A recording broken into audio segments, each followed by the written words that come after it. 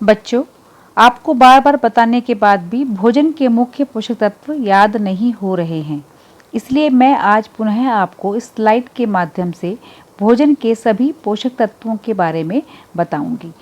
हम लोग अपने घर में जो भी भोजन करते हैं वो सभी भोजन में कुछ मुख्य पोषक तत्व पाए जाते हैं। उन्हें हम इस प्रकार से वर्गीकृत कर सकते हैं। नंबर 1 कार्बोहाइड्रेट्स, नंबर 2 प्रोटीन्स, वसा, विटामिन्स, जल और खनिज लवण। कार्बोहाइड्रेट्स ये हमें wheat, rice, maize, sugar cane, sweet fruits, potato, sweet potato और सभी प्रकार की मिठाइयों से प्राप्त होते हैं। कार्बोहाइड्रेट से हमें ऊर्जा प्राप्त होती है।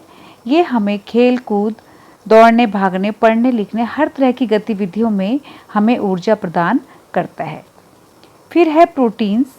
प्रोटीन हमें सभी प्रकार की दालें, peas, eggs, fish, meat, milk, paneer और नट्स से प्राप्त होता है।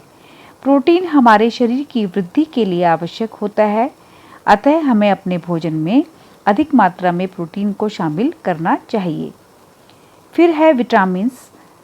विटामिन्स कई प्रकार के होते हैं, जैसे vitamin A, B, C, D, E और के।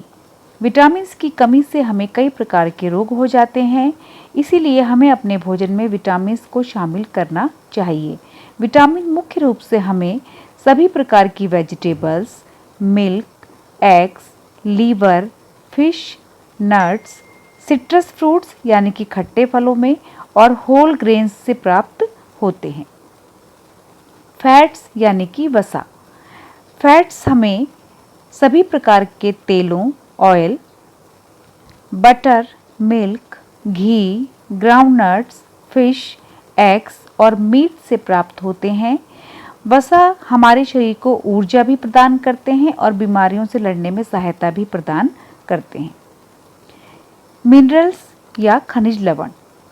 मिनरल्स हमारे शरीर में बहुत कम मात्रा में हमें चाहिए होते हैं, लेकिन इनकी कमी से हमें कई प्रकार के रोग हो जाते हैं। अल्प मात्रा में ही सही, लेकिन हमें इनकी मात्रा अपने भोजन में शामिल अवश्य ही करनी चाहिए। ये हमें सभी प्रकार की ग्रीन वेजिटेबल्स, जिंजर यानी कि अदरक, बीट रूट यानी कि चुकंदर, बनाना, एप्पल और अन्य फलों से, मिल्क, एग्स और सॉल्ट यानी कि नमक से प्राप्त होते हैं। ये calcium, zinc, magnesium, iron, potassium के रूप में हमारे शरीर को आवश्यक होते हैं। फिर है पानी। पानी के बिना हम अपने भोजन की कल्पना भी नहीं कर सकते। हमारे शरीर को प्रतिदिन कम से कम 1 से 2 लीटर पानी की आवश्यकता होती है, अतः भोजन के साथ साथ हमें पानी भी पीना चाहिए। फिर है डाइटरी फाइबर्स या रफेज या रुक्षांश, यानी कि ऐसे भोज्य पदार्थ जिनमें फाइबर की मात्रा बहुत अधिक होती है। हमें अपने डेली भोजन में फाइबर्स भी खाने चाहिए, जिनसे हमारे पेट या आंतों की सफाई हो सके। ये हमें होल ग्रेन्स यानी कि साबुत अनाज, पल्सेस यानी कि दाल, वेजिटेबल, फ्रेश फ्रूट्स और पोटैटो से प्राप्त होता है।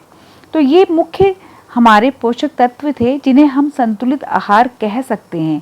हमें अपने प्रतिदिन भोजन में इस तरह के संतुलित आहार को लेना चाहिए।